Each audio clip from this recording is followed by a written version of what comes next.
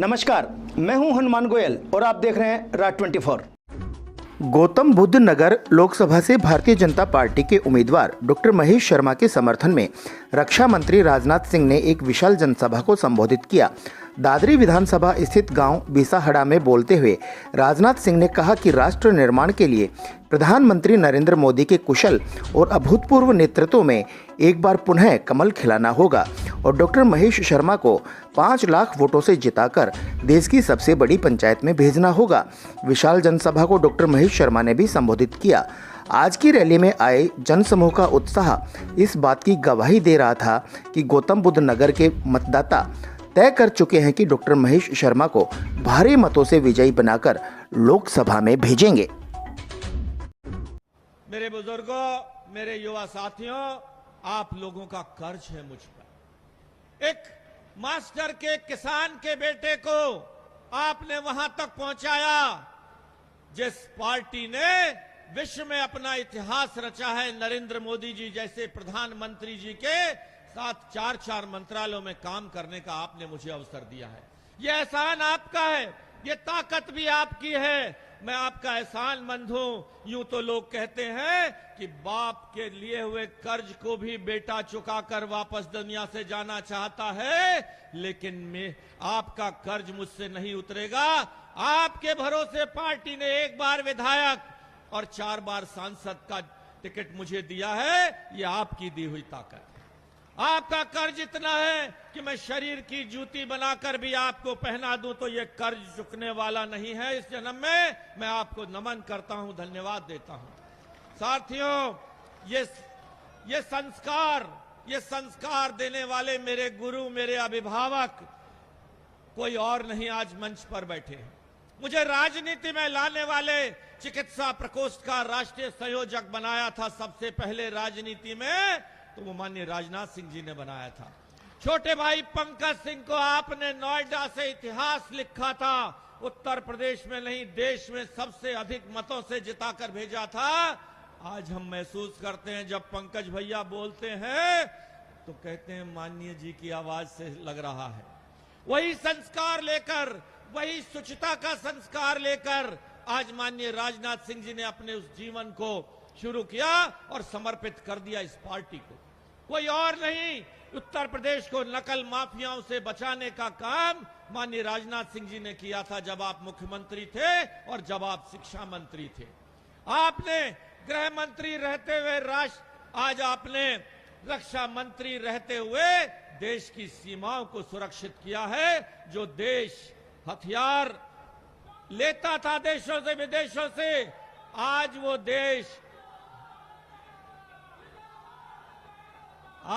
देश हथियार निर्यात करता है। और जब माननीय राजनाथ सिंह जी आप हुंकार भरते हैं कि भारत की तरफ अगर किसी ने उंगली उठाई, भारत की तरफ अगर किसी ने आंख उठाई तो आंख में आंख डालकर जवाब दिया जाएगा। यह हुंकार देकर आज विदेशी लोग भी, विदेशी शक्तियां भी, जिनके सामने हम नजरें झुकाकर बात करते थे, आज हम नजर में नजर डालकर बात करते हैं। ऐसे युग पुरुष के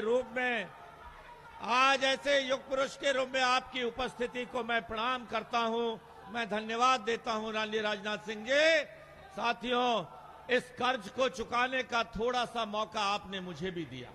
मुझे ध्यान है 25 वर्षों से भाई विचेत्र और सत्येंद्र भाई, ये सब लोग मिलकर, भाई नरेंद्र प्रधान जी, भाई धर्मेंद्र, भाई सिसोदिया जी, मनोज सिसोदिया जी, सारी टीम आई कि 25 वर्षों से यहां महाराणा प्रताप की मूर्ति नहीं लग पा रही है। मुझे खुशी है कि मैं, तेजपाल जी, सब लोग मिलकर उस वक्त एनटीपीसी के मिनिस्टर के पास गए और आज वो भव्य और दिव्य मूर्ति यहां पर एनटीपीसी प्रांगण में स्थापित हो गई है। मुझे खुशी है कि जब ये स्कूल हटने लगा था तो हम सारे लोग मिलकर मंत्री धर्मेंद्र प्रधान जी के पास गए कि हम तो स्कूल खोलते हैं, आप एक चलते हुए स्कूल को बंद कर रहे हो। रूपवास बाईपास 30 सालों से फंसा हुआ पड़ा था, ये काम हुआ है। एयरपोर्ट के कारण 12,000 करोड़ का बिजली घर, ये बहुत कुछ हुआ है। अब तो साथियों, बस मैं आपके आशीर्वाद से, आपके आशीर्वाद की अनुकंपा में आप सबके सामने हाथ जोड़कर ये प्रार्थना करता हूं कि आप अगर ये मौका मुझे देंगे तीसरी बार तो मैं विश्वास दिलाता हूं कि आपकी अपेक्षाओं पर अपने साथी विधायकों के साथ, अपने पार्टी के संगठन के साथ आपके चरणों में सर नवाकर अपनी इस जिम्मेदारी को पूरी ईमानदारी से पूरा करूंगा। जो सम्मान की पगड़ी आपने दी है, इसकी लाज को नीचे नहीं गिरने दूंगा। ये विश्वास भी मैं आपको दिलाते हुए 26 तारीख को आपका आशीर्वाद मिले। बहुत के लोकप्रिय प्रत्याशी जो बराबर संसद में आपके क्षेत्र की समस्याओं को भी उठाते रहते हैं और मंत्री के रूप में भी जिन्होंने बहुत ही प्रभावी भूमिका निभाई है, ऐसे डॉक्टर महेश जी शर्मा। लेकिन आज मैं फक्र के साथ कह सकता हूं कि आज हमारे प्रधानमंत्री मोदी जी और हमारे मुख्यमंत्री योगी जी के नेतृत्व में हमारा यह नोएडा अब करप्शन का सेंटर नहीं रह गया है, बल्कि भारत का एक बहुत बड़ा बिजनेस सेंटर बनकर यह नोएडा खड़ा हो गया है। डबल इंजन की सरकार, यानी केंद्र की भारतीय जनता पार्टी की सरकार और यहां उत्तर प्रदेश की भारतीय जनता पार्टी की सरकार ने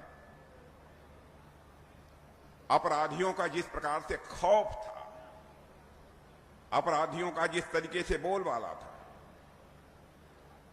यहां तक भी जानकारी मिली थी कि कुछ समय के लिए कुछ लोग यहां से पलायन भी कर रहे हैं। यह सब सारी बातें मैं समझता हूं अब बीते दिनों की बातें हो गई हैं। लेकिन आज उत्तर प्रदेश ही नहीं, आपको जानकर खुशी होगी कि सारे हिंदुस्तान में पर्यटन और बेहतर कानून व्यवस्था के लिए कोई स्थान जाना जाता है तो हमारा यह नोएडा जाना जाता है।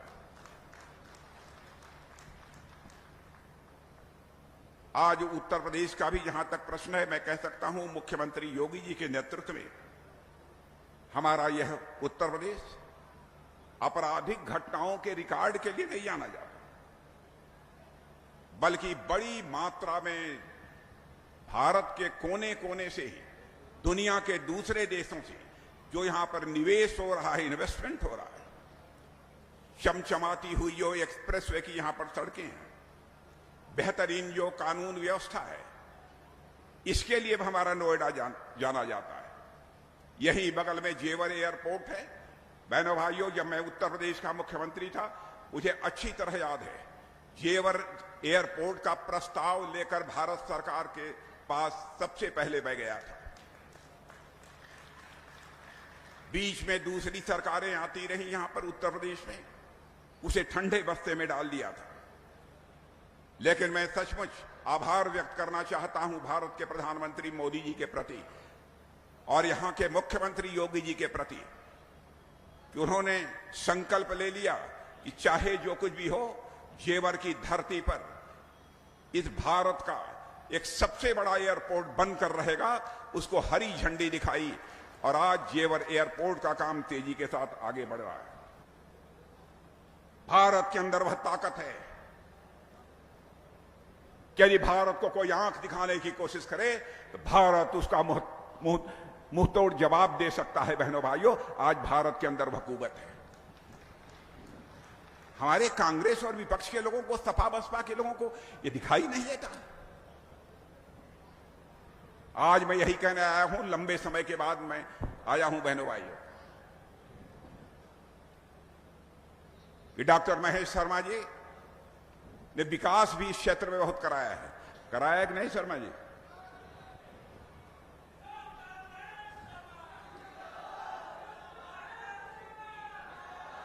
और मैं बतला दूं, डॉक्टर महेश शर्मा आपके लिए सीधे होंगे, लेकिन डॉक्टर महेश शर्मा अपने क्षेत्र का विकास करने के लिए मंत्रियों को बहुत परेशान करते हैं।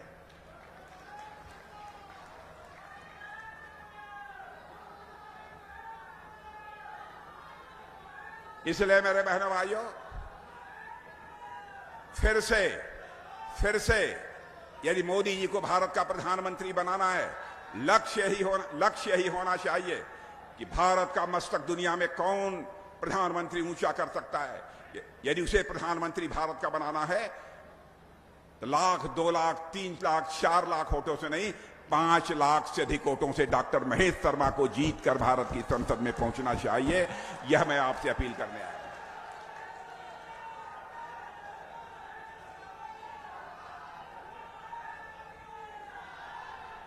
तो मैं चलूं? चलें? नहीं? कुछ पानी नहीं लाए हो कि नहीं? मीठा उठा कुछ लाए हो आप? अच्छा चलिए, इस बार तो नहीं।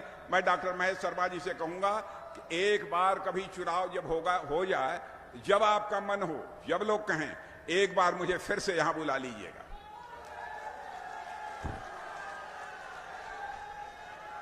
और मेरे बहनों भाइयों, मैं दोबारा यदि आना चाहूंगा, दोबारा आना चाहूंगा तो अपना स्वागत कराने के लिए नहीं आना चाहूंगा, बल्कि एक बार शीश झुकाकर आप सभी के प्रति आभार व्यक्त करने के लिए आना चाहूंगा, आप सभी का अभिनंदन करने के लिए आना चाहूंगा। आप सबको बहुत बहुत धन्यवाद। आज के बुलेटिन में इतना ही। देखते रहें राज 24। नमस्कार।